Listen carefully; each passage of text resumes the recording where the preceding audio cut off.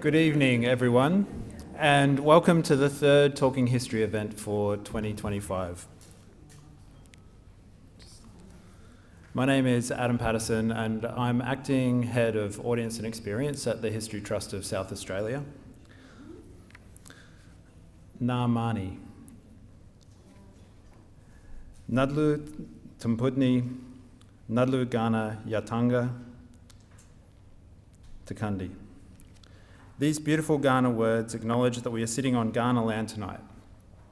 By speaking these words in Kaurna language, I pay respect to Kaurna people, their elders past and present, and acknowledge the myriad ways Kaurna heritage, culture, and long-standing relationship with this land continues to charge the beautiful country of the Adelaide Plains with ancient power and meaning. Just quickly, there's a few housekeeping items that I need to mention. So in the unlikely case of an emergency, please follow the directions of the security guard. And the bathrooms, if you do need them, are downstairs via the lift, and there's an access bathroom out the door. First turn to your left, and then it's on the left. Talking History is one of numerous offerings delivered by the History Trust of South Australia. The program is now well over a decade old and exists to bring people together to talk history. And not just any history, because Talking History focuses on South Australian history. We also have the History Festival.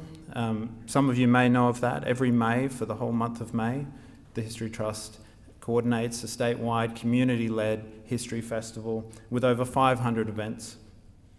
And we also have the Bay to Birdwood Car Rally.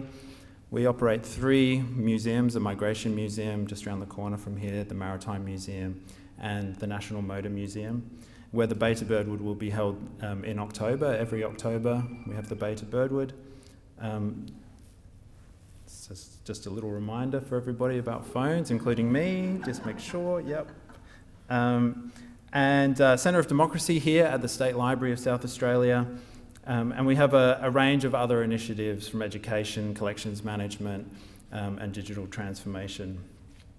And to ensure that the Talking History program remains alive to the ever-changing nature of historical inquiry, the History Trust strives to constantly explore unique perspectives and topics. And we do this by designing and delivering panels on diverse topics, perspectives and approaches. We also regularly invite presenters who may not necessarily think of themselves as history lovers, let alone historians. But we do that because we understand that history is a broad church, which is alive to our ever-changing world, and all are welcome because the past belongs to all of us. Tonight's Talking History is the third in a 4-part program, and this year's Talking History also involves a partnership with the State Library of South Australia, who are generously hosting us in the Hetzel Room. Tonight, I'll introduce each panellist who will present for 15 minutes, and once all of our speakers have concluded, I will ask the panellists 1 or 2 questions before opening the floor to audience questions. And as we need to wrap up at around 8 p.m, I'll do my best to keep a brisk pace and also letting the speakers know when they have 5 minutes to go. This year, each Talking History event has been aligned with a festival. Coming up in September, we'll explore the topic of South Australia's environmental histories during the Nature Festival. And tonight, we are uncovering an array of arts and crafts traditions as part of the Sala Festival. South Australians have long used their hands, hearts, and minds to make things both practical and beautiful. In this Talking History, we meet some sensational South Australian artists and artisans who practice hands-on history by running a shuttle through a loom, transforming liquid metal into sculpted stories, or simply sharing stories of visionaries. Our first speaker tonight is Meliesa Judge. Meliesa Judge is a figurative sculptor and a bronze worker Working at life scale in the public arena, her sculpture is galvanised by social justice issues. Strong female leaders from history animate her work. The sculptures are anchored in the ethereal beauty of the human form. The nuance of faces, the subtlety of movement and posture, Meliesa uses the human figure as a tool of communication for complex ideas and narratives. Her first life-size figure was Mary Ward for the 8 Loreto schools in Australia. 400 years ago, Mary was a lone feminist voice in the Catholic Church. She was excommunicated for her belief that if you educate women, you will change the world. Subsequent life-size sculptures include Catherine Macaulay and St. Elizabeth Seton, among others. The sculpture of Professor Fay Gale for the University of Adelaide was unveiled for International Women's Day 2025.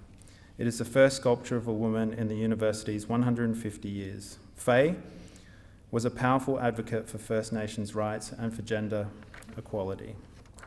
Meliesa shares her life and her studio with sculptor Will Kuiper, and tonight the title of Meliesa's talk is Sculpture of Professor Emerita Fay Gale, AO, Adelaide University, 2025.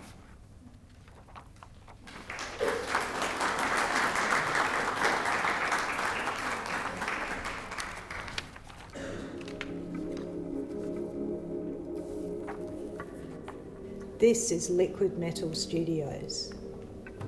We are a bronze foundry and a sculpture studio specialising in public site work. I am Meliesa Judge. I live in creative partnership with fellow sculptor Will Kuiper. Together we've spent 30 years learning the skills to enable our sculpture. As a young artist, I fairly quickly realised that if I was to have an impact in my chosen field, I would have to know how to use every tool in the workshop, and that we needed to own the means of production. Women have only recently gained entry into the sculpture world. Bronze casting and metalwork was always men's work, but I didn't want to stand at that level of separation from the reality of the materials we work with. Mine is the kind of feminism where you get your hands dirty. I run the kilns and furnaces. We pour the metal together, we make and break the moulds and grind the welded seams.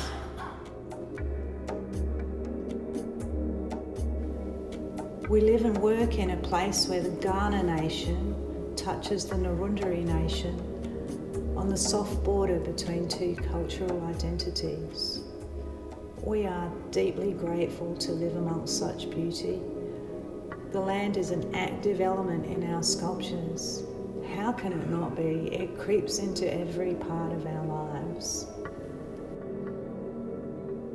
You know, it's very normal people who do extraordinary things in society. So when I'm reflecting on these quite amazing stories that I have been trusted to talk about, I try to think who they are in their bodies and their lives, because every one of us is capable of making change. We don't have to be a hero or a prophet.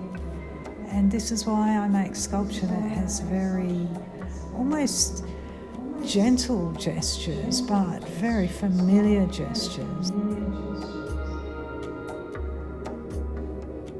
So Mary Ward is walking strongly like any other kid walking through the campus, carrying her stuff with her jacket on, nice shoes. And Catherine, you know, I tried to make Catherine look as if she was hesitating and thinking, oh, this is useful. And that I was trying to capture that in her gesture, because that was her attitude toward life. Whatever came her way, she directed to the cause that she wanted to bring change into.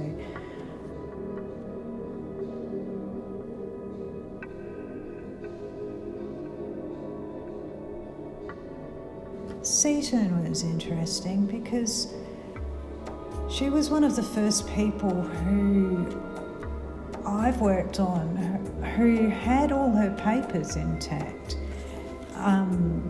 Mary Ward, all of her papers were burnt. People were still burning her papers. There are records of people burning her papers 100 years after she died. That is an extraordinary fear in society of the words that a woman might have written. A woman whose mission was to educate women.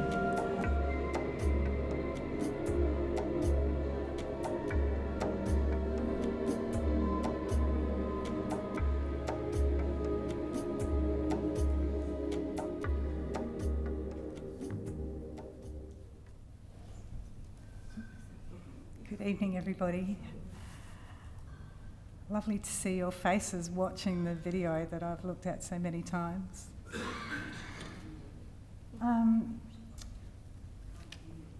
Can't you? Sorry. Is that good? We're going to pause here just for a moment before we dive deeply into the Fay Gale project.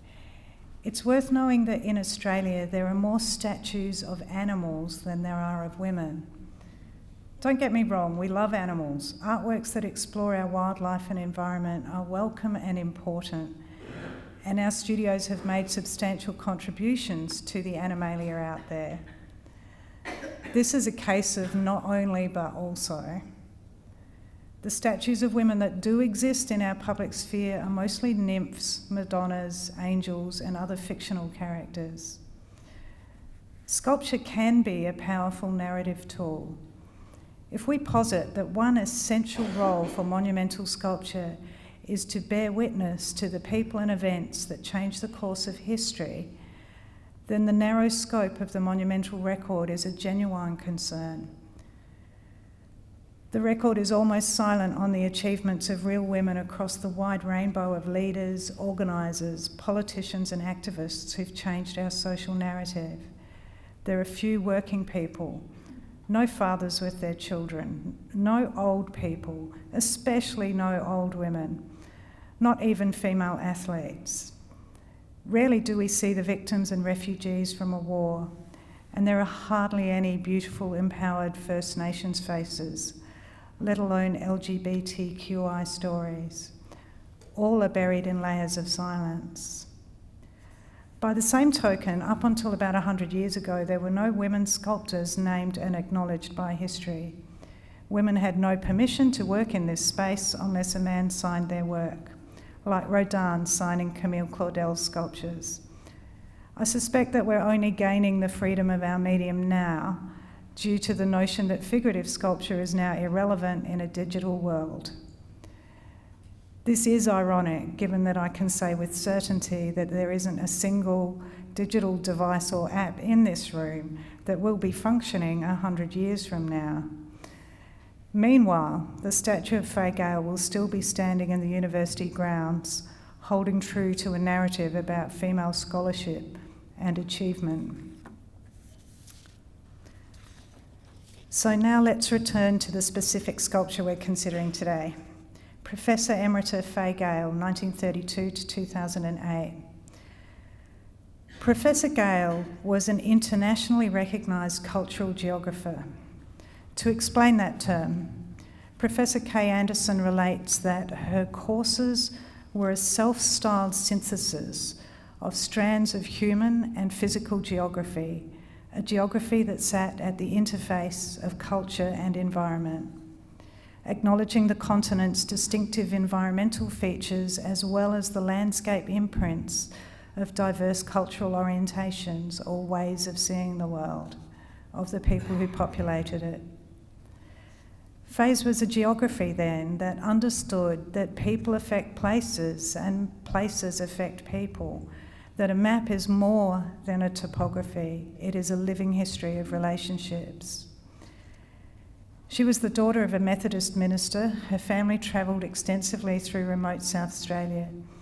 Her exposure as a white kid to the plight of First Nations people was personal and intimate. Several girls grew up in her family and became her adopted sisters. amongst them Edna Walker, a member of the Stolen Generation. Bearing witness to the racism, injustice, and the deep misanthropy of our society, ignited Faye's fight for social justice. She wrote her thesis in the year after the 1967 referendum to recognise First Nations in the Australian Constitution. Her PhD documented the story of people as they moved from generational missions to towns to cities. She travelled to every mission, reserve, station and country town in South Australia and spoke to every person and family she could find. I read the published version of her thesis cover to cover and complete with maps and graphs. It's very dry, data-driven, academic, and at the same time, absolutely heartbreaking, devastating reading, seething with a carefully concealed anger at the injustice she documented. Faye achieved a long list of firsts. I'll cite just a few. She was the University of Adelaide's first honours geography graduate. She became the first female professor in 1978, the only female professor for a decade. She was the first female pro-vice-chancellor in 1988, subsequently the first woman elected as the president of the Academy of Social Sciences in Australia. There are some small uncelebrated firsts too. Her thesis was one of the first to make use of the new computer on campus to analyse her data. And her note-taking included recordings on cassette to capture the stories of the people she interviewed in the most natural way possible. These recordings are archived at the Bar Smith. Faye believed passionately that equality for all is a sign of a healthy society. Gender equality shaped many of her leadership battles, particularly when she was Chancellor of the University of WA. I have a quote here from Emerita Professor Susan McGarry, who says her impact has registered throughout the social sciences in Australia and the whole of the British Commonwealth of Nations. She was immensely courageous because she worked in the face of great and often poisonously destructive opposition. She had an immense capacity to inspire in people great affection and admiration for her unassuming and matter-of-fact approach, her imagination, her remarkable memory, and her determination that women could change the world. Faye Gale is the first woman memorialised by a life-size statue on the Adelaide campus. The brief was to capture the subject's story while also reflecting the university's broader objective of encouraging female scholarship. To quote Professor Jessica Gallagher, visibility of female success incentivises subsequent generations because it actualises the possibilities. The statue will serve as an enduring reminder that female leaders are visible, effective and valued, and that success is attainable regardless of gender. Simply put, women's representation matters. Site-specific, the sculpture needed to integrate with the new entrance to the Bar Smith Library. Sculpture is a metaphoric language where just a few gestures and objects, an implied movement, a facial expression stand for a whole lived history. Condensing such a broad brief down to the elemental was a challenge. Faye is presented standing tall, head lifted, shoulders relaxed, turning to look out toward the torrens, looking north.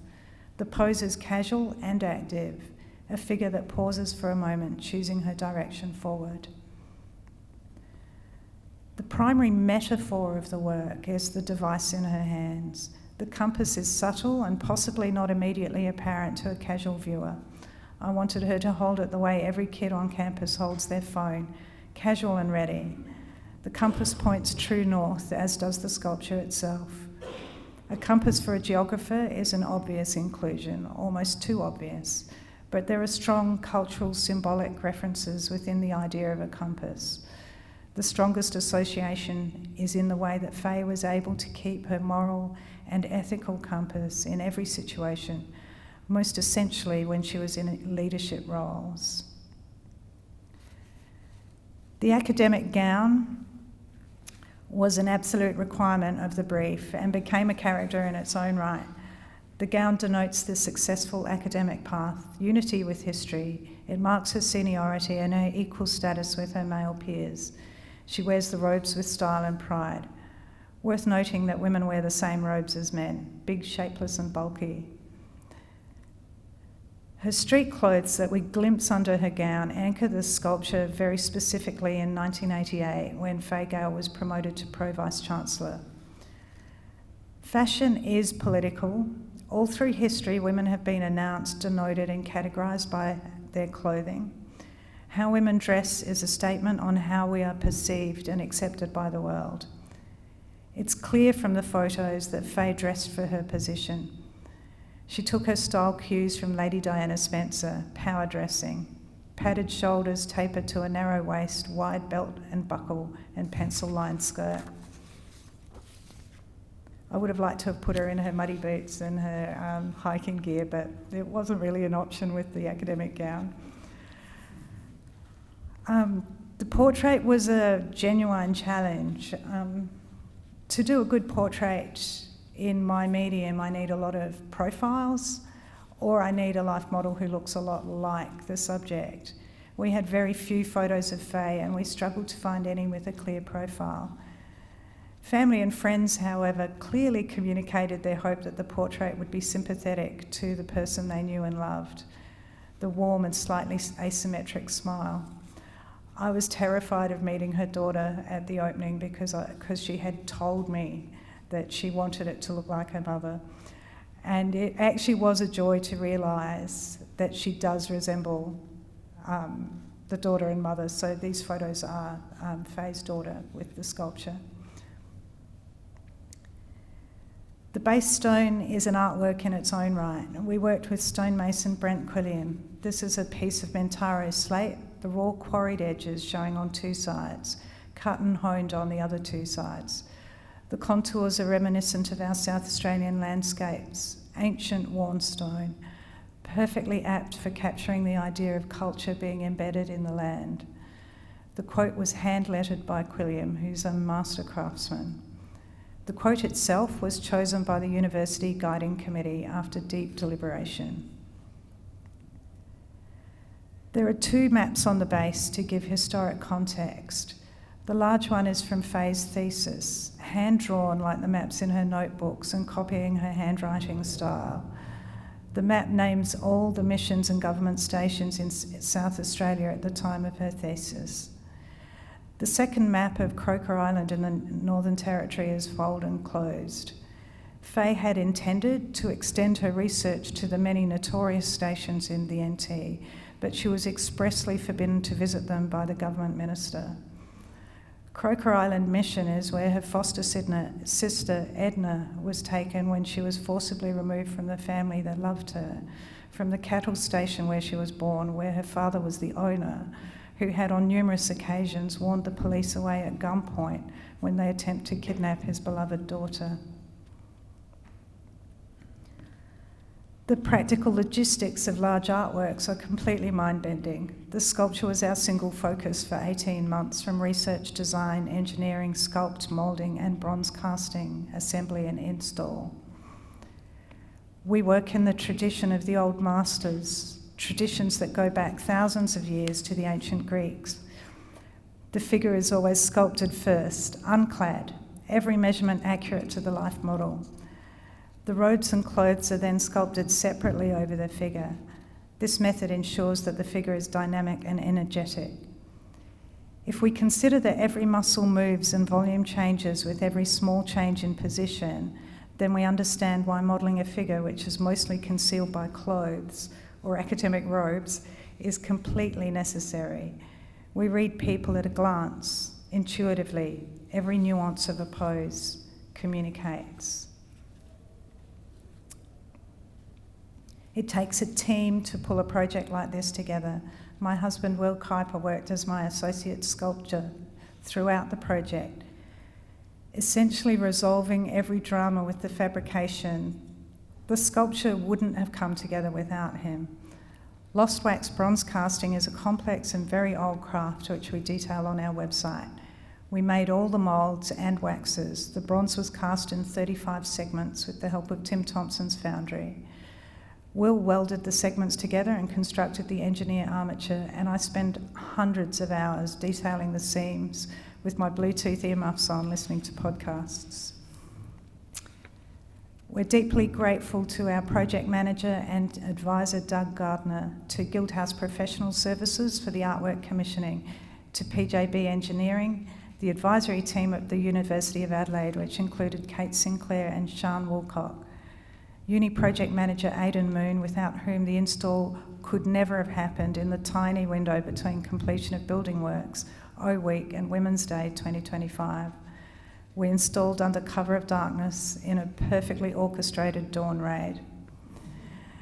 If you want more, our studio is Liquid Metal Studios, and you'll find our website to be full of information.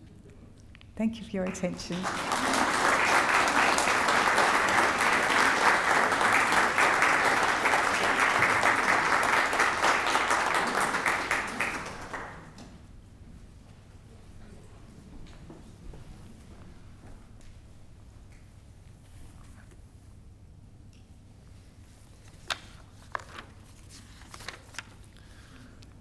Thank you, Meliesa. That was amazing to see behind the scenes and to hear a little bit about your practice and the way that history informs it, and all of the different sources that, there were hints that you use in your work, and I can't wait to talk to you some more in the panel portion of the evening.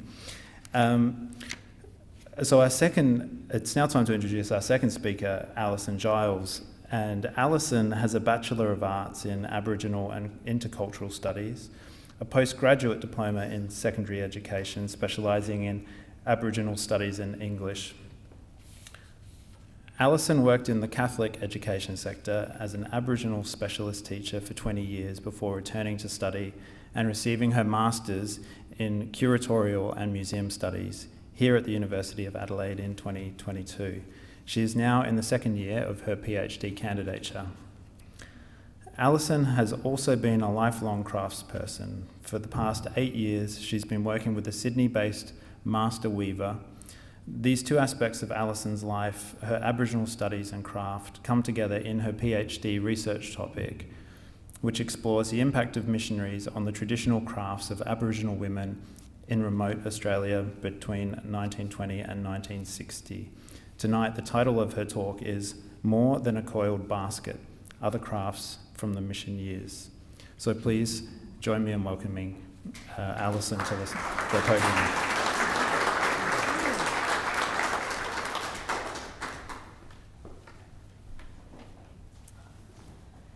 Thank you for that introduction. I'd also like to pay my respects to elders past and present, both here on Kaurna country and for those in the images that I show tonight. I must add that my presentation includes images of First Nation people that have passed, and these images have been digitised as part of the State Library collections and are therefore in the public domain. So tonight, I'd just like to present the research that I'm completing at the University of Adelaide. And I'm sort of focusing on, in my PhD, on notable missionaries that came in, and hopefully tonight I'll reveal some of those missionaries. And also what were the actual crafts that they introduced on the missions. Also, whether some of these crafts were adapted by the community, whether they were adopted, or whether they were rejected outright. Also, I'm looking at the legacy of these missionary crafts. So I'm talking about European crafts, domestic women's crafts that were brought onto the missions. So is there a legacy of those in the art centres that you can visit these days? And do we have any in our collections in institutions around Australia? So when the missionaries came, they would have found already traditional craft spinning, and both women and men were domestic craft practitioners. They really became gendered when missionaries came onto the missions themselves and started to gender the craft into women's work, men often went into labour force and women were on the communities. They certainly wouldn't have found women dressed as such as this, and that was another thing missionaries brought, was the notion of covering up the nakedness of Indigenous people. So they would have found yarn spinning being used by the spindles, and women and men spinning human hair, fur, feathers, marsupial fur, of course, pliable sinews, and also fine cellulose materials as well. So the missionaries arrive and they bring the spinning wheel. And it was quite a success because the women already had the gift of spinning in their fingers. It was a gendered mission, so men often weren't participating in spinning wheel spinning. But they already possessed really good spinning skills, so they could spin really fine. And also, this image is from Mount Margaret Mission in Western Australia, and it was a sheep station. So, of course, there was plenty of resources for the spinning to occur. And, of course, when the missionaries came, and particularly for the Presbyterians, industry was paramount. A lot of the missions weren't funded locally. They were funded from England, and most of the missions were underfunded, under-resourced, under-employed, and so they really had to get creative and work out how to fund missions locally. So craft was one of the ways of beginnings of cottage craft industries on some of the missions. Also for Indigenous women, they, now coming into the missions themselves, had lost their traditional foraging roles. So in a sense, Indigenous women became, and I use inverted commas, problem women, because in large numbers, the missionaries really didn't know what to do with them. And another feature that affected that was missionaries removing polygamy. And so when polygamy was outlawed, there also became single women who could no longer be associated with a man and couldn't marry other men because of the tribal complexities within the moiety systems and the skin relationship systems. So suddenly the missionaries were stuck with all of these sedentary women that really had nothing to do. Men, of course, were working in the stock industry. Men were putting up fences, building missions, and timber cutting, but women really had nothing much to do in that sense. So craft was a way that other missions they had tried in places like India, China, Korea, where other successful missions had occurred, in Hawaii. Craft was a bit of a go-to for women residents. So some of you may know of Mary Montgomery Bennett, and I'm just referring to her in her mission at Mount Margaret in Western Australia because she does sort of impact in South Australia in a way.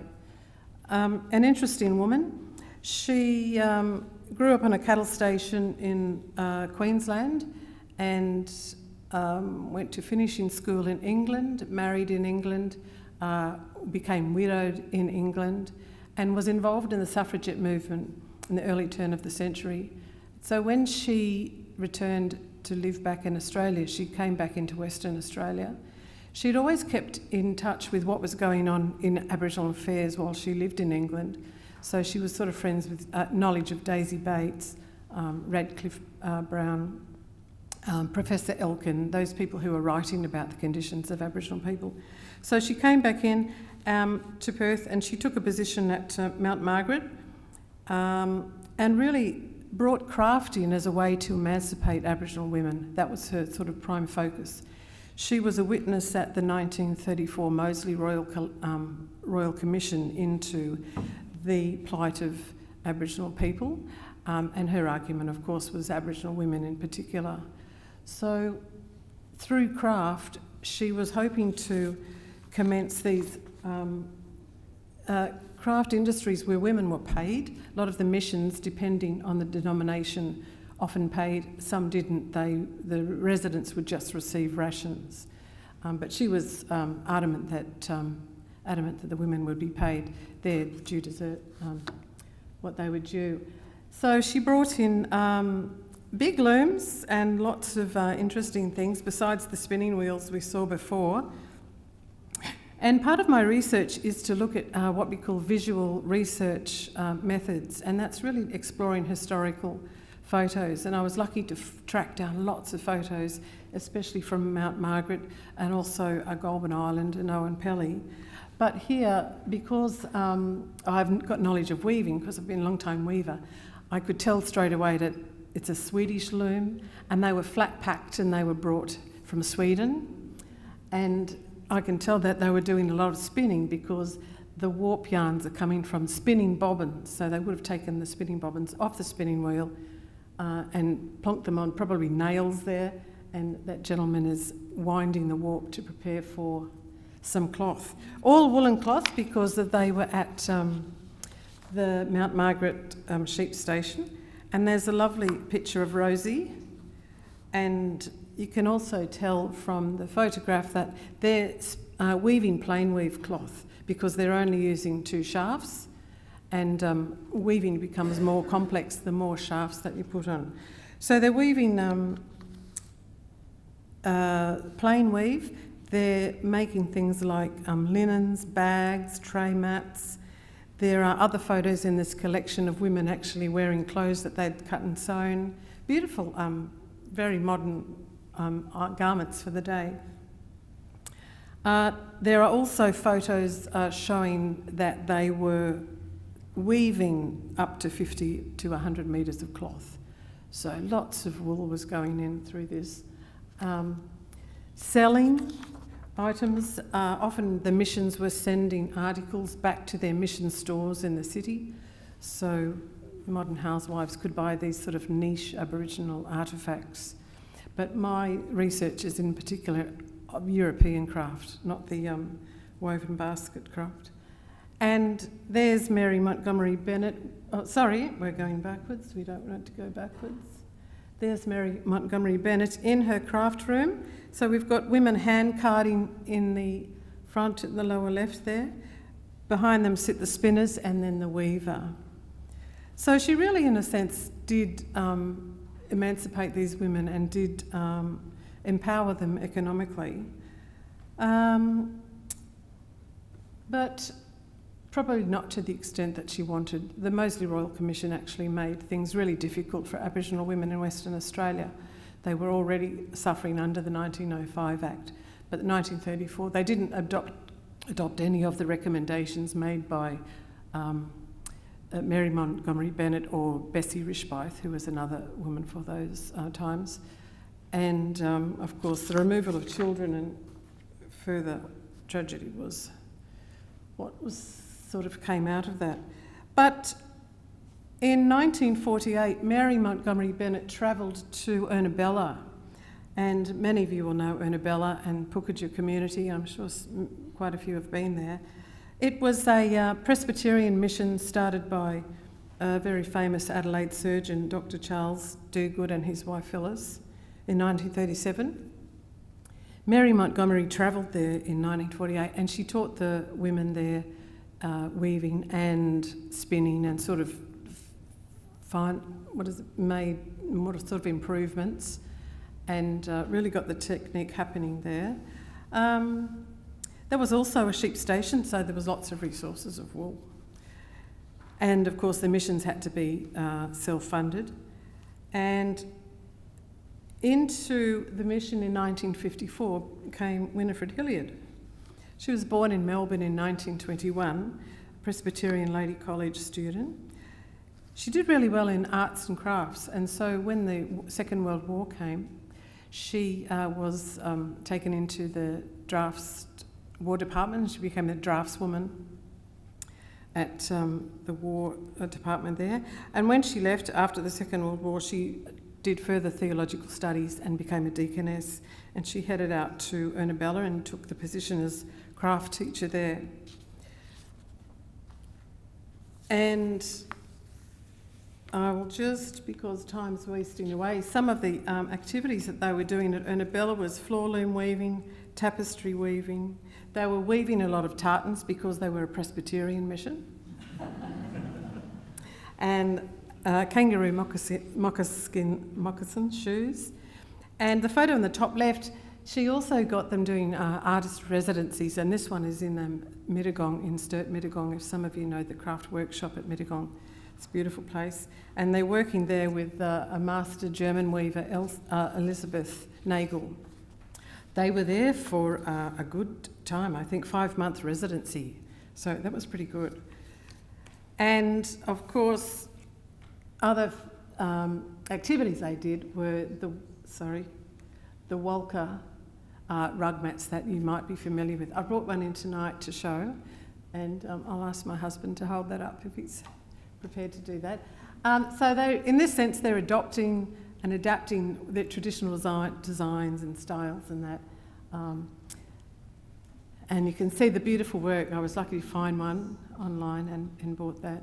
And it's hand-spun wool and hand-knotted, hand-punched, that one.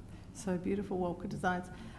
Usually they were put on the back of Hessian bags, so everything was reused in the missions. And knitting was also a feature at Ernabella, but it really didn't catch on. So knitting was one of those crafts that was really rejected, and it's quite laborious with fingers and not as easy as weaving. But then the looms were actually resigned as well, because the setting up of the looms is quite difficult and laborious. So to jump to another missionary, I'm heading off to South Goulburn Island, and Elizabeth Hutchins and she married Louis Kuipert. She was from Parkside. He was an old boy from Prince Alfred College. They married at the Methodist Church in Parkside. They met at the Methodist Church in Parkside as well. And the day after their marriage, they headed off to Goulburn Island. So nothing like an adventure. I was lucky to meet Elizabeth and Louis' daughter a few months ago. She's like mid-90s, and she gave me some wonderful information of their time in South Goulburn Island Mission. And we talked about her mother's embroidery and the beautiful work that she did, and I think you'll be amazed to see that the Aboriginal women were actually doing Richelieu cut work and also Montmelic work. And they stayed there for 6 years. And I'll just finish off by reading from the news in Adelaide, September the 3rd, April 1926. And I'll just quote from the article. Mrs. Kuipert, wife of the Reverend L.D. Kuipert, who was a Methodist missionary at Goulburn Island, is on furlough in Adelaide with her husband. She brought with her samples of work done by the women among whom she works on the mission station. She claims that she was always convinced that Australian Aborigines were intelligent and capable of being taught the domestic arts in the same degree as white folk. The specimens of their handicraft that she has with her prove this, and also that she was well rewarded for her infinite patience in teaching the use of the needle to those who, until her coming, had never seen such a thing, which is in actual fact not true, because they were sewing in 1916.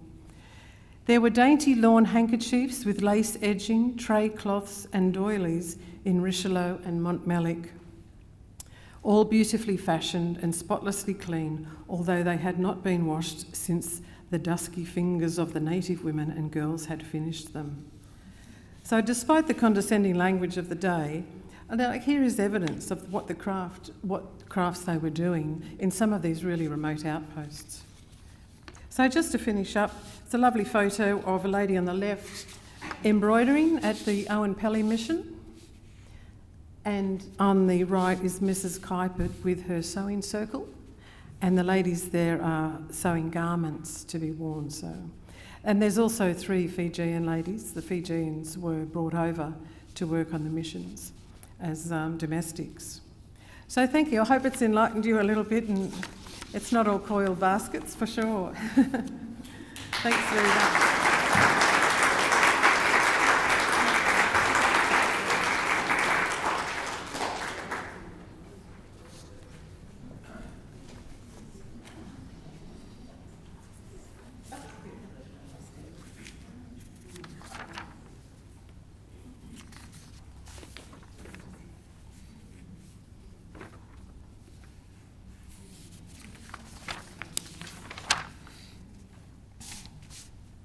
Thank you, Alison.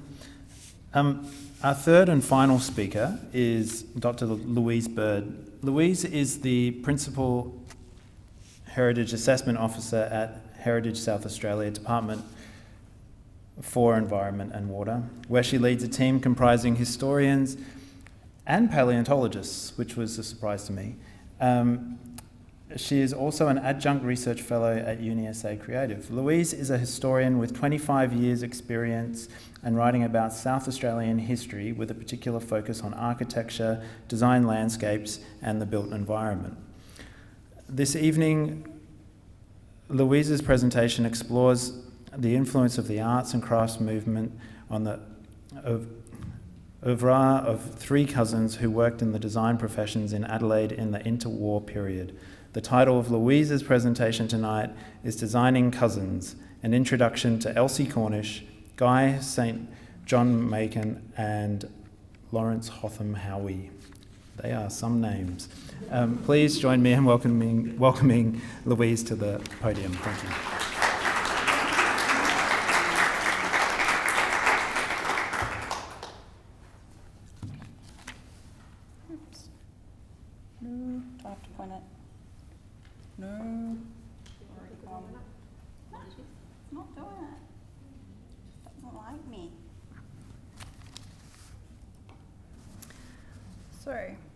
Asked me to be a part of this evening's panel to provide a brief overview of the arts and crafts movement and its possible practice in South Australia from a historical perspective. After talking further, Kira agreed that presenting some very early research on the designing cousins, Elsie Cornish, landscape gardener, Guy St. John Macon, architect, and Lawrence Hotham Howie, artist, was the type of presentation she was seeking to accompany the presentations by Meliesa and Alison in this session of Talking History. As you will no doubt be aware, South Australia has a long-standing love affair with the work of Morris and Company, particularly through the Bar-Smith family. I do hope you visited the exhibition recently at Carrick Hill that featured not only works by Morris and Company, but also the beautiful quilts created by Michelle Hell that were inspired by the designs of Morris & Co.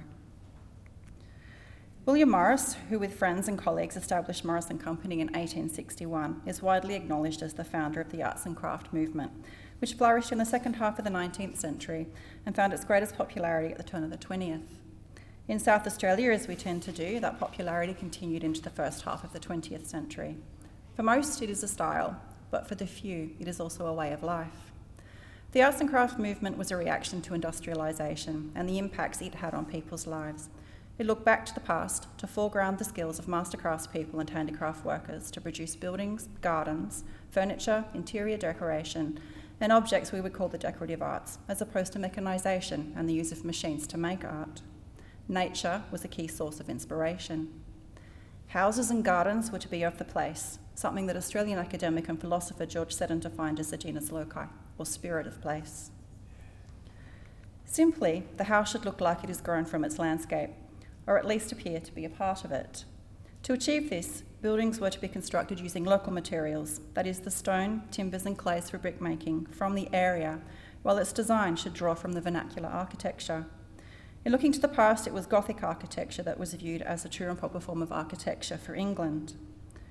While Gothic architecture was being revived in the late 18th century, it was in the 19th century that Augustus Welby Northmore Pugin, one of its finest architects, and John Ruskin, critic, thinker and author, formulated key ideas drawn from it that would influence the development of the arts and crafts movement. For Pugin, Gothic architecture and the medieval period in which it was constructed was a time where buildings were erected by a collegiate of master craftspeople, each bringing his skills to create the design for the place. For Pugin, that meant Gothic buildings had a warmth to them when compared to the cold meanness of classical architecture. Of Ruskin, Peter Davey has stated that he viewed Gothic architecture as the product of free craftsmen, unlike classical architecture, which was, and I quote, the architecture of slavery, aiming at perfection of execution according to a series of clearly defined rules. In the end, any workman could produce it if he were beaten hard enough, end quote. In essence, the rules of classical architecture made the workman a machine, incapable of creativity if given the freedom to so apply oneself. Houses and gardens should be a continuum. The garden too looked to the past and eschewed the geometric and brightly coloured gardens popular of the Victorians and the cosseting of exotic plants in glass houses collected from far and wide. The gardens of Gertrude Jekyll, both working in partnership with architect Edwin Lutyens and solely, are the most complete expression of the arts and crafts garden. It is the gardens designed and books written by Gertrude Jekyll that influenced garden design for much of the 20th century. Gertrude Jekyll was an artist before becoming a renowned garden designer and nursery owner. It was at Munstead Wood that she began creating her own garden from 1883, which acted as an experimental ground for many of her ideas. It was her worsening eyesight that led to the change from artist to garden designer, and she brought her artistic sensibilities to garden design. She was well read, including Ruskin's works, and met with several leading figures in the arts and crafts movement, including Morris, Rossetti and other pre-Raphaelites and arts and crafts architects. She was a clean plants woman who studied nature from childhood and wrote for William Robinson's hugely popular gardening journal, Gardening Illustrated. She was the voice that mediated the vociferousness of Robinson in the natural camp and Reginald Blomfield in the formal camp of garden design, then raging in Britain in the 19th century, and who through her writings for Robinson and others, but also through her series of books, influenced how we garden, be it a small garden in a window box or one of the large estate gardens. Munstead Wood was not only her home and refuge from the world, but also the place she experimented freely with her garden ideas. It is here we have taken her ideas on colour, texture, scale and form, and the use of garden rooms, a series of interconnected gardens, each with a character, be it a perennial border, rock garden, woodland walk, pergola, water garden, etc. Turning to South Australia, I have loosely described Elsie, Guy and Lawrence as cousins. They're not cousins in the traditional sense, but I have chosen to describe them as such due to the familial relationship they share. They were also close enough that Guy and his second wife Lavinia were the executors of Elsie's estate, while Lawrence's two daughters, Mary and Janet, were the only named beneficiaries, other than Elsie's surviving siblings and their children. Without going through all of the genealogical details, I'll quickly work through the links, which is through the female members of the family. So starting with Elsie, our landscape gardener. Her grandparents were John Kirkpatrick and Anne Allott. Our first connection is formed through two of their daughters, Agnes and Florence. So Agnes married Samuel Cornish and they had Elsie. Elsie's aunt Florence married David Walter Duffield, the son of Walter and Phoebe Duffield. It was David Walter's sister, Louisa, who married Frank Macon, and they are the parents of Guy St John Macon, our architect. To bring in Lawrence, our artist, we need to go back to Elsie's grandparents, the Kirkpatricks. Anne's sister was Harriet, and she married John Hotham. Their daughter Clara married George Howie, and Clara and George are the parents of Lawrence. Of the three, Elsie is the eldest and was born on the 7th of January 1870, Lawrence the 22nd of August 78, and Guy was born on the 9th of June 1879. Elsie commenced her professional career as a landscape gardener quite late in life, her obituary suggesting 1916, making her 46. She then had quite a successful career, at least one that supported her until she died in 1946. In 1936, in her only known piece of published writing, she stated, "Oh, come with me, and we will go among the green things. This call holding out to us as it does such promise of good things, rest, beauty, healing, proves irresistible, and we drop our work and find our way to the garden in search of these longed-for blessings." While then going on to describe a universal or ideal garden, very much in the arts and crafts vein, Elsie also notes the benefit of the garden in that it enables mentally and spiritually our cares to be forgotten. Some of her commissions are up here on the slide.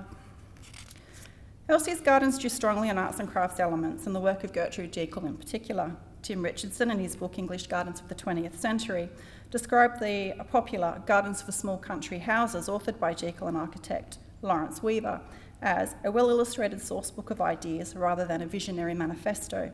That was a response to a perceived stylistic vacuum intended to remedy the situation through good example. This is exactly how Cornish appears to have used this text.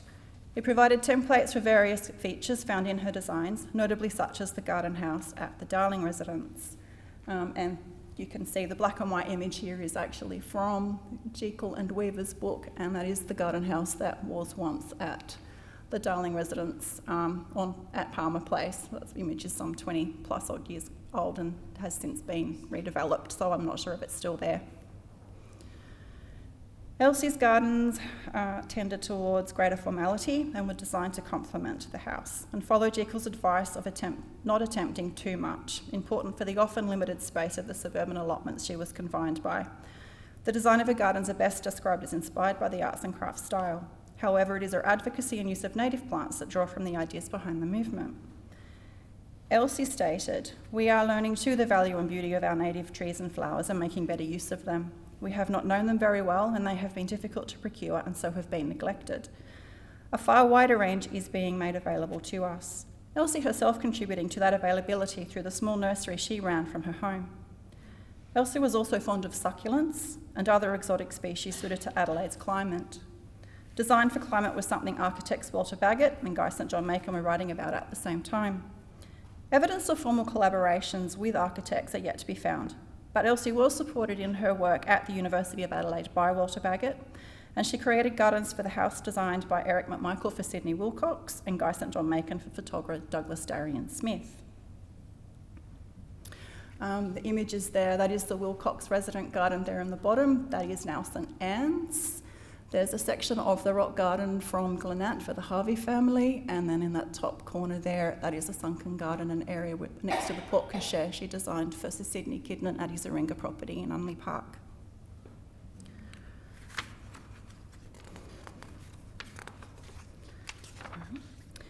With improved access to newspapers through Trove and the ongoing accessioning of materials in the State Library and other archives, I look forward to uncovering more about Elsie. This image turned up in a quick search just this weekend when I had not seen when writing my master's thesis some 20 odd years ago, so it's nice to see. There is new materials always available. Guy St John Macon undertook his architectural training through articles with English and Soward. He then worked for E.J. Woods for a year before 2 years of study with the Architectural Association School in London. Returning to Adelaide, Guy began practising on his own from around 1909. Noted as being of independent means, Michael Page and Sculptors in Space suggest that Guy practised for the love of it. Some of his known commissions are here on this slide. Guy described himself as a traditionalist, and in looking back to the architecture of the past, it was Georgian architecture that he argued was most suitable for South Australia's climate, stating in 1929 that houses without verandas cool quicker at night. Both homes he designed for himself and family demonstrate this thinking. And you should know this is on the corner of Ord and Jeffcott Streets. In a debate at the SA Institute of Architects, Architectural Design, Modern versus Traditional, Macon took the side of traditional while Jack Cheeseman argued on the side of modern. Macon stated, "Architecture is a utilitarian art. It must be suitable to its purpose, all built to engineering standards with the materials available, but it must have life and beauty. If we discard tradition, we discard our standards of beauty." Continuing, if you cannot be original in an accepted style, you have no originality. Every combination of features is a new arrangement, every detail his own invention. He merely follows the general spirit of the style, working in the same manner as those who generated the style. Tradition is an inspiration to create, and to create grandly, not a pattern to be copied blindly. While Guy firmly believed that Georgian architecture was most suitable for South Australia, he did look to and incorporate other styles into his work, as his half-timbered church at Wolseley shows. I look forward to delving into and analysing his portfolio of works more deeply. Of the three cousins, Lawrence is the one I have done the least research on, and I am sure there are many people here tonight who know much more about him and his art than I do. It's a gap I'm looking forward to filling. For those who don't know of Lawrence, he studied art under artist James Ashton at Prince Alfred College in 1891 before commencing at the School of Design in 1892. Becoming an assistant before qualifying as an art teacher after completing the certifications from the Royal College of Art at South Kensington in London. Lawrence was primarily a painter, but also studied wood carving and china painting in Melbourne. Interested David Dolan states his greatest gifts were in design. Lawrence taught at the School of Design, renamed the School of Arts and Crafts in 1909 under H.P. Gill until 1915. After returning from the First World War, he became principal of the School of Arts and Crafts, a position he held from 1920 until 1941. It was through the School of Design and that the use of Australian flora as a subject for motifs in design emerged in the 1890s, and Lawrence included native flowers in his china painting and wood carving. The Waratah vase that Lawrence painted in 1910 has been described as a tour de force and is in the collection of the Powerhouse Museum. The Art Gallery of South Australia also holds a few pieces of Lawrence's in its collection, including a carved panel, a cabinet attributed to him, and a vase. The cabinet is currently on display in Gallery 3, and I would recommend you go and visit it. In conclusion, as Christopher Menz wrote, the basic philosophy of the arts and crafts movement was that art should have a moral purpose. Aestheticism decreed that art do no more than please the eye. Whether the gardens of Elsie, architecture of Guy, and art of Lawrence have a moral purpose or just please the eye is something that I hope to explore through this research into the cousins. As with all things in life, I doubt the answer will be far from simple, but rather a combination of their own understandings of their art form mediated by the needs of a client. I also hope to be able to discover what, if any, influence each may have had on the others. I want to thank Kira for asking me to present this introduction to the cousins. It's particularly generous given how early I am in the research, and I hope it addressed her brief to provide a short overview of the arts and crafts movement and its possible practice in South Australia from a historical perspective. Thank you.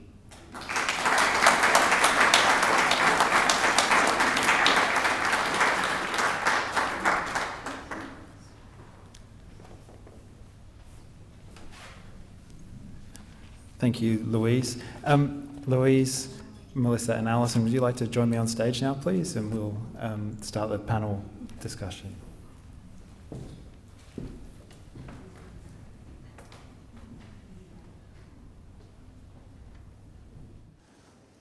Wow. Well, that was excellent. Thank you all. I really enjoyed that. I was trying the whole way through to find something that might tie the three together. Perhaps someone in the audience has, aside from the general theme of art and history and how those things are woven together. Pun not intended, but it's a happy chance encounter with a punny thing. So I don't have a question that will tie them all together, I don't think, but I thought, just starting in the order that you presented, Meliesa, one of the things that really struck me about your presentation was you were talking about, as you were working, feeling and thinking about the experience of the person who you were representing in the work. And it made me think a little bit about the work of some historians like Lynette Russell, Kira Lindsay, who wasn't here tonight, where they quite openly and explicitly talk about sort of imagined histories that are not imaginary, but where because of the paucity of records or for some other reason, they need to draw on a wide range of things to tell the lives or the stories of the lives of the people that they're researching. And so I was just wondering, you mentioned a few of the sources that you used for Fay Gale, but I'm just wondering if you could tell us a little bit more or expand on that and sort of tell us what that range was like and how close you felt that you came to knowing her.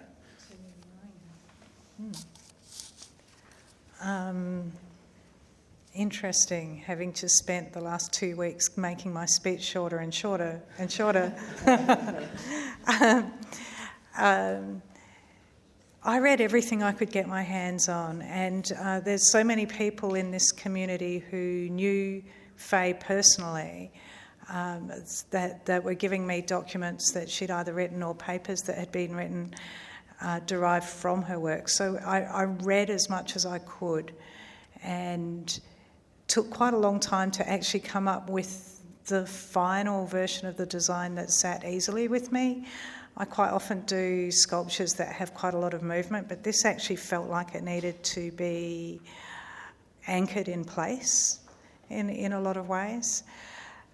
The idea of using a compass was quite interesting because it's such a tiny device, but I felt like it really actually brought it back to the whole theme of her being a geographer and her having her, we all carry things in our hands, and before they were phones, there were other things that we were carrying in our hands. So for her, she apparently used a compass really. There was a lovely story, in fact, that Kay Anderson told me, of going for a walk with her and misreading the compass and getting in terrible trouble for misdirecting the geographer.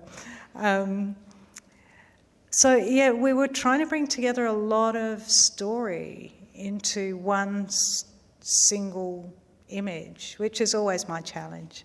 I sometimes think it's a bit like poetry, where you take a whole narrative and bring it down to just a few words.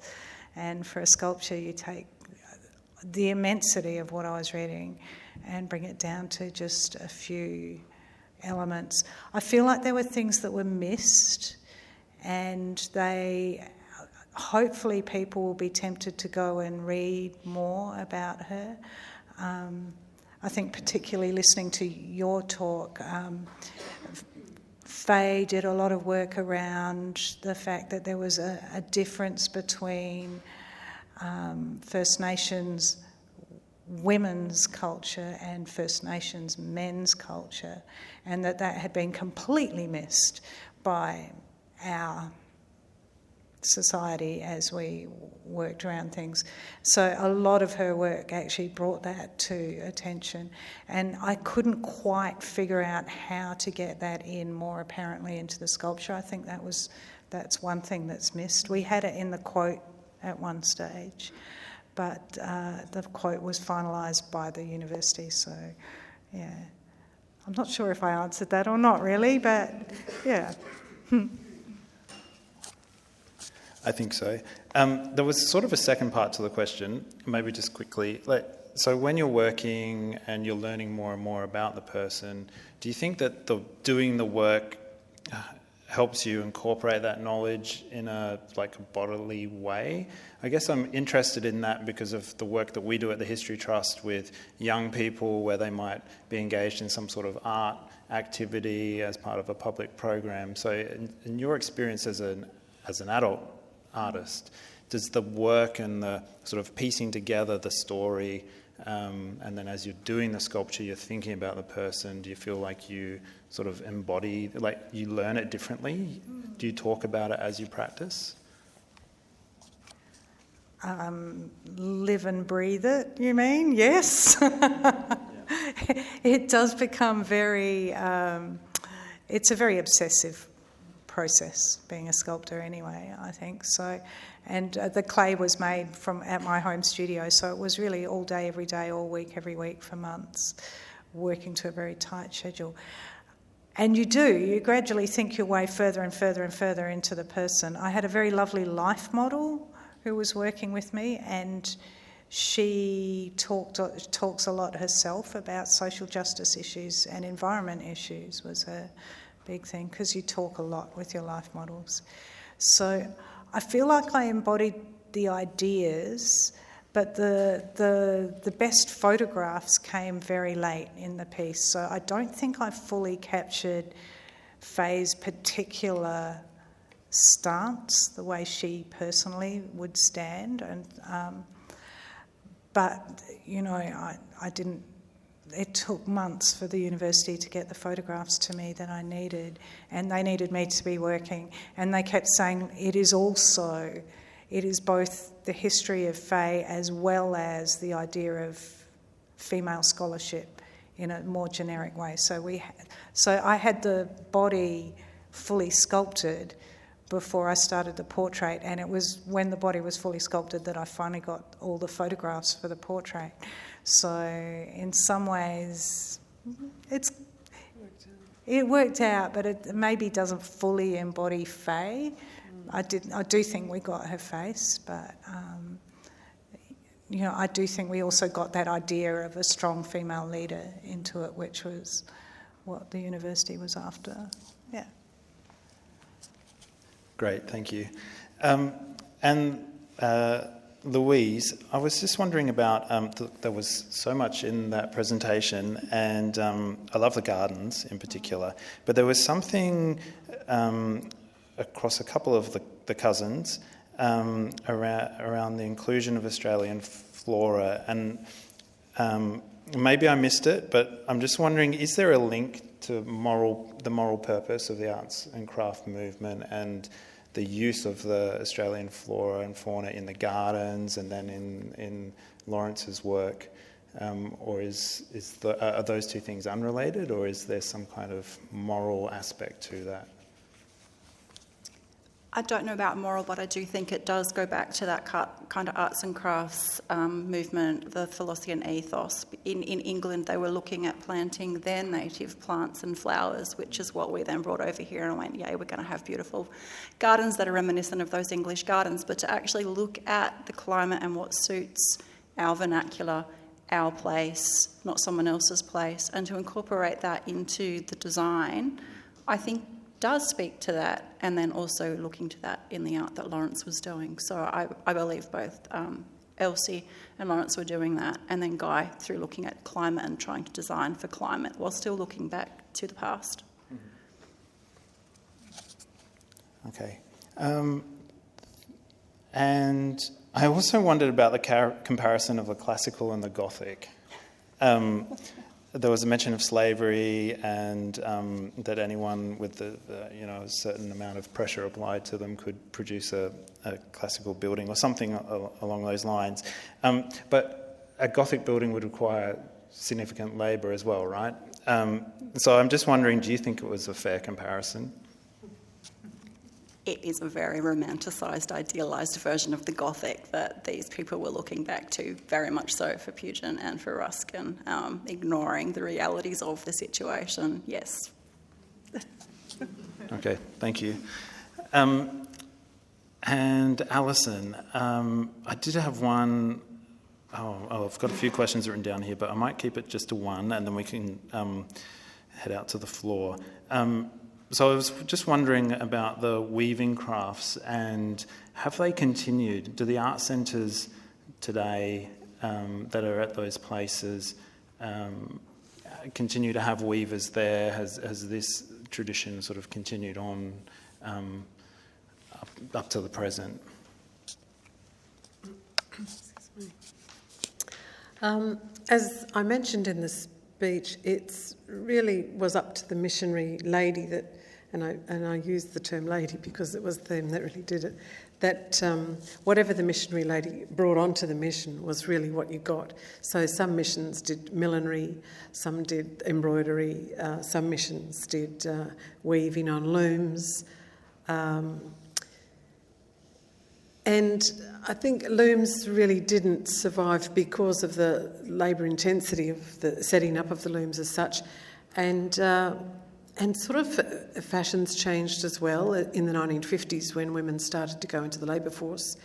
They moved out of the home, and so a lot of the domestic crafts have sort of disappeared and died out because women are now working, and it was easy to buy things from overseas as they were starting to come in. Also, I was just going to mention, and I've just slipped my mind, about, no, I've just forgotten it. Excuse me. No, I've got, sorry. It'll come back to me, so that's okay. Thank you. You answered another one of my questions, which was just about the differences between the different missions and the introduction of those different techniques and ways of doing the crafts, or different types of crafts at the different missions. I also just remembered, of course, at Ernabella and Pukeja, if you go there now, they have a wonderful pottery art workshop. So potters came in. The women that worked right in the 70s with Winifred did end up going to Yogyakarta and also Tokyo, where they learnt batik. So the weaving, the Walker designs from the rugs actually morphed into beautiful fabric, silk painting, and those women at Ernabella became famous for their batik processing. So, it was really dependent and a bit of change. And then when missionaries and government reserves sort of closed down and people got self-empowerment and community self-development came in, and the art centres came in. Really, fashion took over with the art, certainly the APY lands art movements became really popular. A lot around the TIs and the Northern Islands have stuck with screen printing, silk screen printing, but of traditional patterns, so forth. So things have sort of reverted back to traditional styles, but in a clever sense they've adapted techniques that Europeans brought and used it for them to how they sort of choose to work it. So different different communities are now, you can choose, look at different communities and you can choose Ernabella's pottery, Tiwi Islands is silk screening, so-and-so's batik. So yeah, it's a bit of fashion, what's sort of come in terms of techniques. Thank you.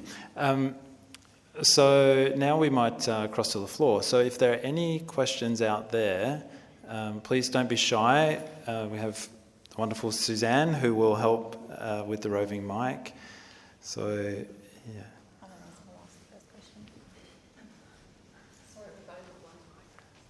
Louise has a question as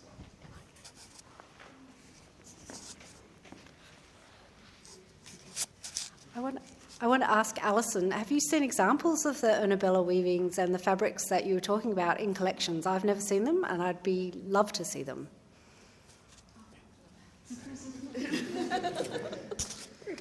Just kidding.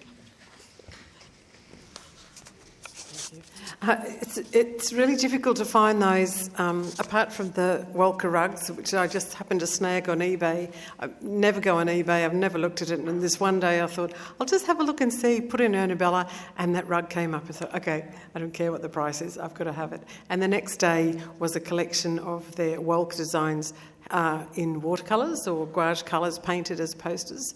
$40, okay, I've grabbed that. So, and then I went off eBay and it was just really weird. It's like channeling from something. But I have heard that the AGSA, our art gallery, has got 2 of the rugs there. I'd love to find some moccasins, and I'm really always asking people, if you know of any, let me know, because I'd like to, if not grab them, at least catalogue them. So that's the end part of the PhD will be going into the institutions in Australia and trying to catalogue what we've got from European craft on missions from the 1920s to the 1960s. So there are there must be a lot around, because I remember growing up in Sydney in the 60s and 70s, some of these really quiche things that my parents got from Aboriginal communities somewhere in Australia, but they were little boomerang handles, or Mount Margaret was famous for what they called promise baskets. So the woman would make a little basket and the men would craft a little boomerang handle, and you would put your religious promises in the little basket. You'd promise to pray on Sunday, or I will promise to do this for my mother, and they would promise. So I'd really love to find a promise basket. But they are collected and they do go overseas in collections, which is unfortunate. So please contact me at the university if you find anything.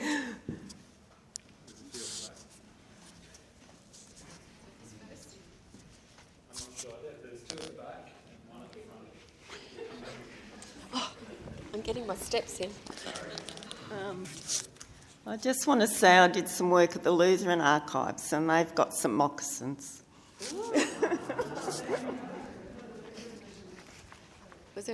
Did you want to respond, Alison? Another question? Oh, I've got to go back.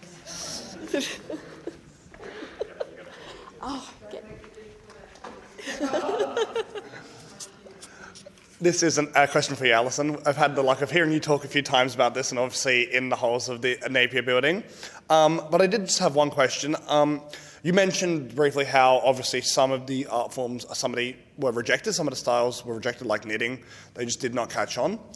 Were there any you found that the Europeans were doing that just weren't ever taught? So either the missionaries didn't bring them onto the missions and didn't teach them, or they just were never used, but they would have been used by Europeans elsewhere. So I guess not rejected, but also not used, if that makes any sense, what I'm saying there.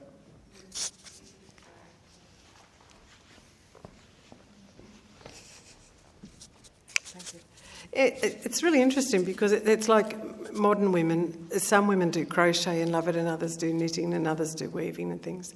At Goulburn Island, they started making hats around the 1960s, 1970s, 17, because Amy Caulfield, who was the very first missionary craft teacher on the island, she had been a milliner in Nowra in New South Wales. And, of course, one of her skills that she took with her was millinery.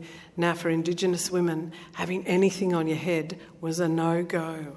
And they actually laughed. You know, she came with a hat and beautiful European. They just laughed and laughed because it was a really odd thing to have things on your head. But in the end, she got them making bandana straw hats, and they did sell those hats. And there are some in the Sam collection in the South Australian Museum have got a few of the hats that a later missionary purchased. So there were some cultural things that just weren't appropriate. And also in Ernabella, when they started knitting, the elder senior lawmen would come and unravel the jumpers and use it to make headbands. And so knitting was a bit of a no-go as well because, you know, what a waste.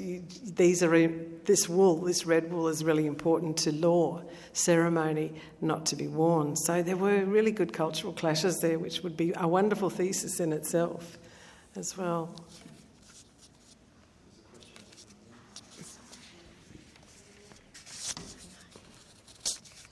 Yeah, I'm interested in the nature of collecting, and I'm particularly interested in the fact that you're working in an area at a time when collecting institutions would not have collected this sort of material at all.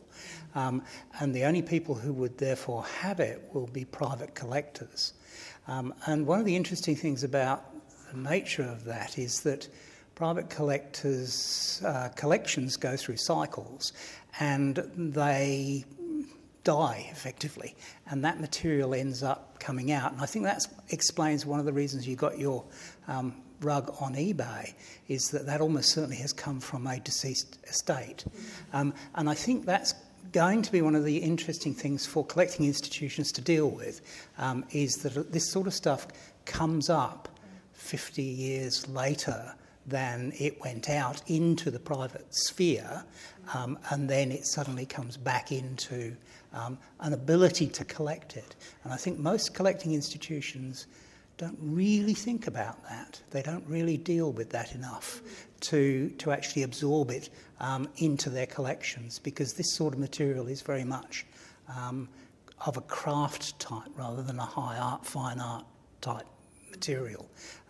So I was just wondering, do you sort of think about where this material might be, who might have it? Because there are collections out there certainly of Indigenous materials, but I'm wondering if there are significant collections in Australia of this kind of material. You mean private collections? Private collections, yeah.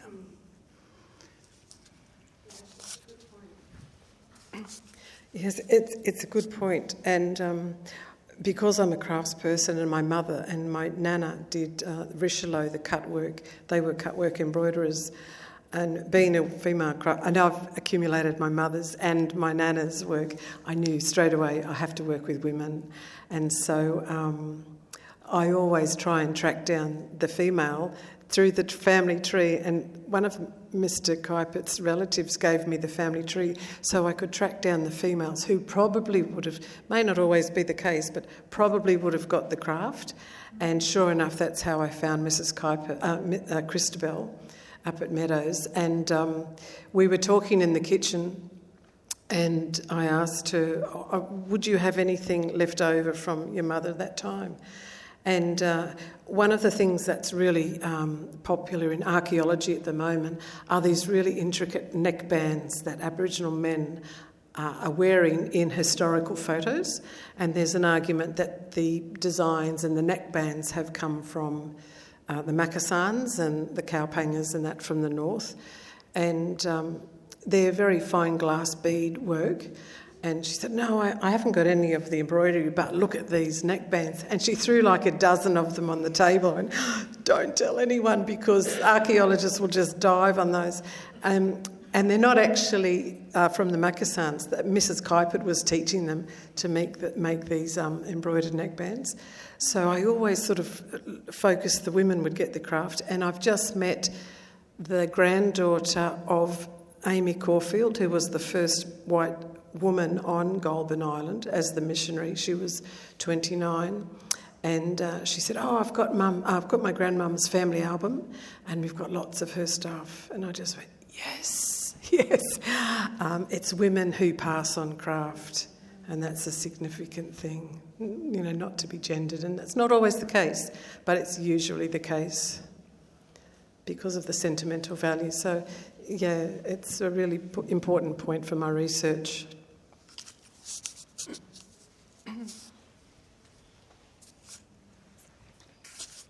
Thank you all very much. But yet another question for Alison, sorry. I was fascinated to see the white work and the cut work. Were the women doing very prescribed designs, I presume, or have you seen any evidence of them putting their own stylistic input into it?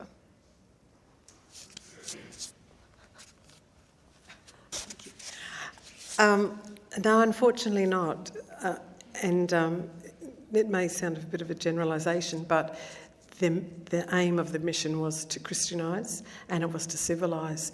And one way of showing civilisation was, are these women able to do what we do? For example, when the piece I read at the end with Mrs. Kuipert saying, the dusky brown fingers and the actual cloth is clean, and so there's all these little terminologies and words that indicate the racism or the views of people of that day.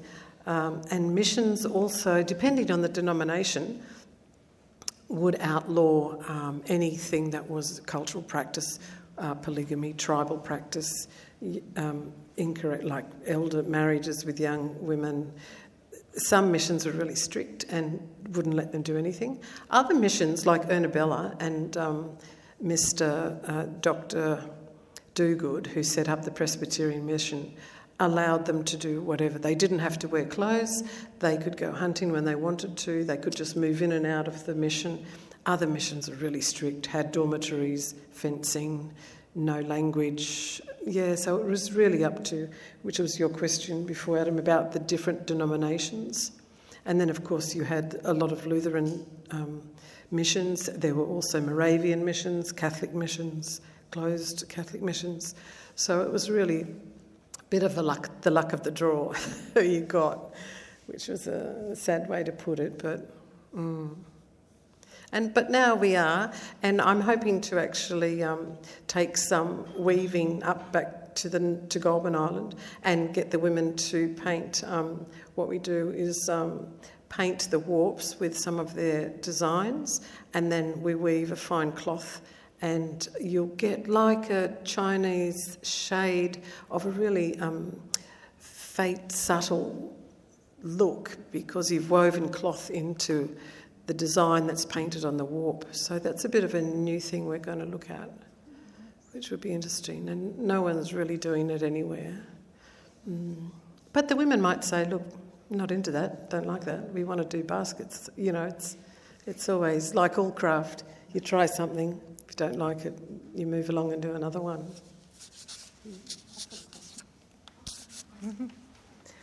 I'm interested that they've been renovating the Pioneer Women's Memorial Gardens. Have they kept true to her original designs? Do you know? Do you have any story on that? Very interesting. The design of the Pioneer Women's Memorial Garden's always been very complicated in that even from the very beginnings of the design phase, the male members of the Adelaide City Council felt that they could start making changes. So even before it was completed, the design was changed. The planting scheme is quite significantly changed. The plants were chosen for folkloric meanings to represent the attributes of pioneering women. and most of that's now lost. Yes, the walls have had to be moved out so that we can retain them. The large holm oaks, which are original, their roots are quite strong, and the walls didn't have particularly deep foundations. So that's why that's happened. And the sculpture had to be coated. Art Lab did that work many years ago because of the graffiti that sculpture sometimes attracted, which is also a shame with people drawing on genitalia and those sorts of things, which is highly inappropriate, given that it's the first piece of modernist sculpture in Adelaide. So, yeah, very disappointing, but yeah. So they're not reinstating the original planting schemes. That's disappointing. We're in conversation with the Adelaide City Council. There's been a lot of conversations. We're very lucky that Jane, the Lord Mayor, is actually one of the trustees, and so some lines of communication are perhaps freer than they may have been in the past. Certainly, it's the goal of the council to try and reinstate plants that might be a little bit more in keeping, particularly natives, if they could introduce some more natives. And we're pursuing renaming the garden as well, so that it's just a women's memorial garden rather than just pioneering, so it represents women beyond what its original intent was.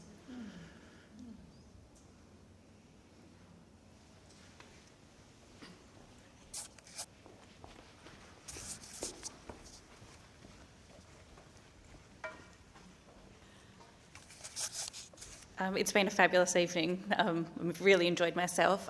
More of a clarification. I was a little bit shocked to hear that women weren't sculpting before 100 years ago. If you could clarify that. Was it just your medium? Were there sculptors before that? And also, what are all the sculptures I'm seeing made out of? Are they all cast? Are they other mediums?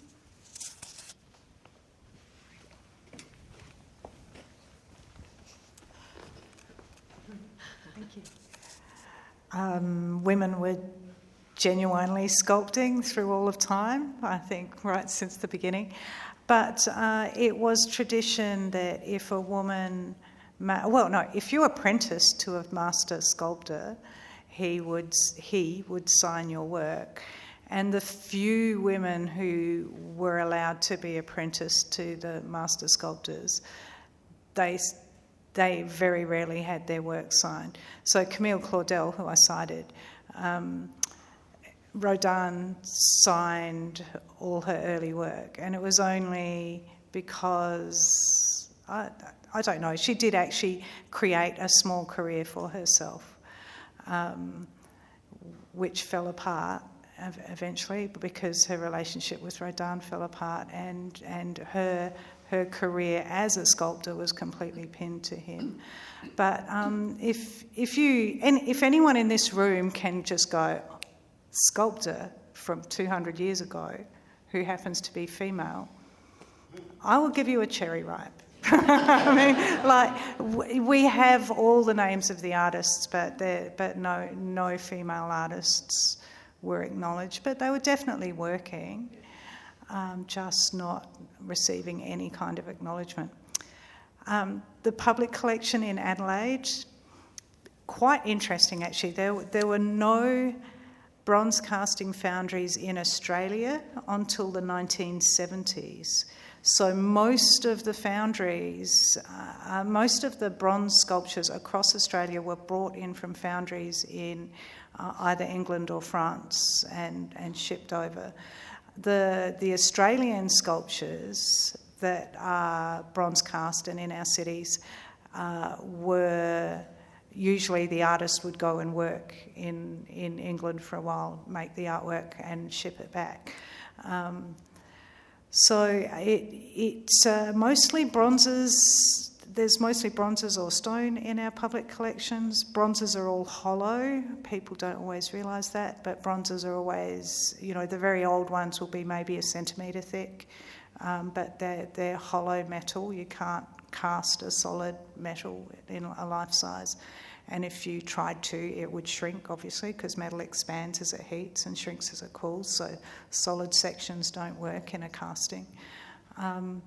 The interesting thing is the very old bronzes were leaded bronzes, and there was no welding technology, so they were literally joined together like cabinet making joins, if they were made in sections at all, or they were cast in very large sections. We have some amazing pieces in our collection. The Boer War Memorial is worth stopping and having a look at. Because it's been there all our lives, we never look at it. It is a stunning piece of sculpture. It is really worth having a good long look at it. Gorgeous piece. Queen Victoria's a bit standard, but the Boer War is worth having a look at. Yeah.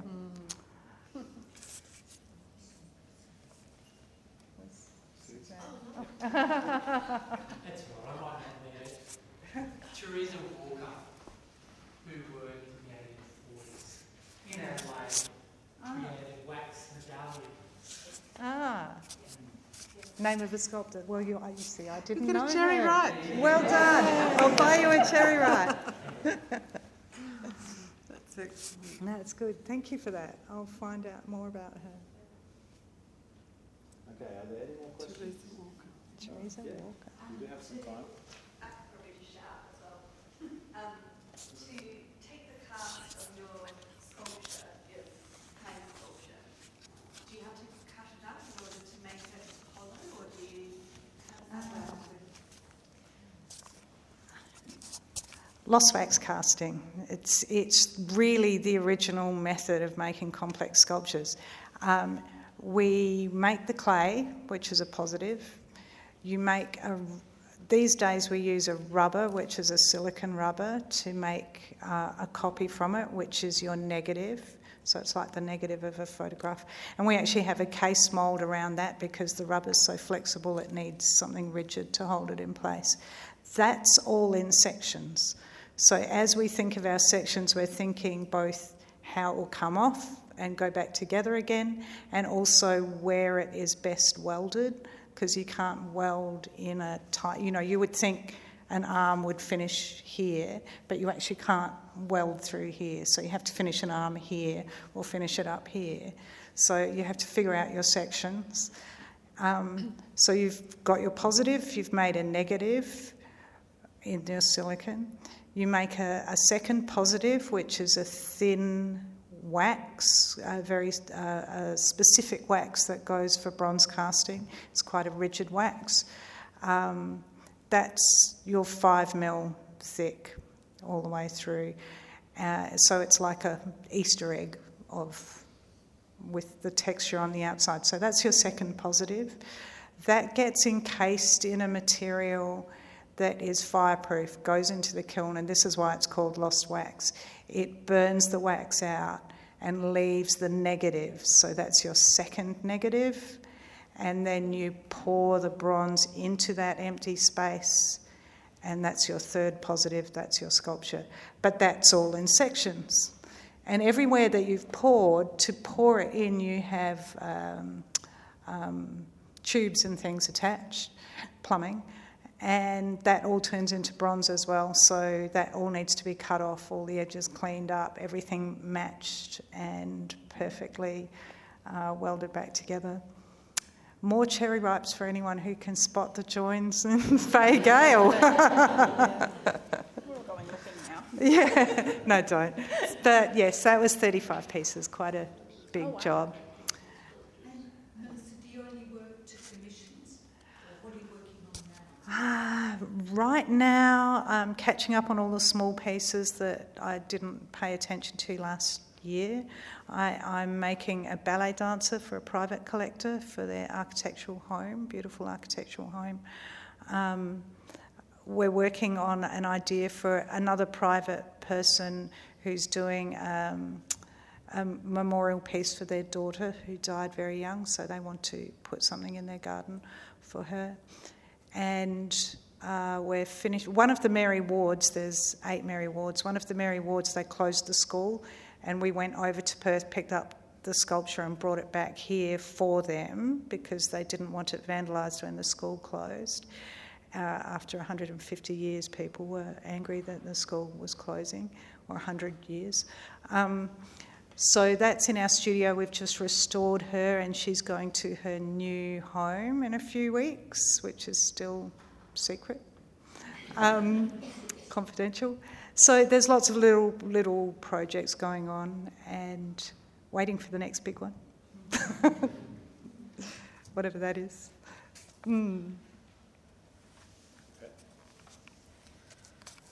Well, thank you, everyone. What a wonderful night this has been. I've learnt a lot, and really loved hearing about the way that history has informed practice today, and how the history of art, is alive and well through the work of Alison and Louise. And now really it's just time to say thank you to everyone. So thanks to the State Library team, Patrick Begaya and Philippa Clancy for helping organise the event. Suze Redman, our Public Programs Coordinator, here for every Talking History and does an amazing job of pulling it all together. I especially want to thank Kira Lindsay for all of her work putting this panel together and all of the panels for this series of Talking History, and thanking her, acknowledge that she couldn't be here tonight. So thank you, Kira. Our marketing team, Alessia Gibson in particular, who help get word out about Talking History. And of course, the audience, thank you all. And our wonderful speakers, if you could please thank them all again. Put your hands together and thank them.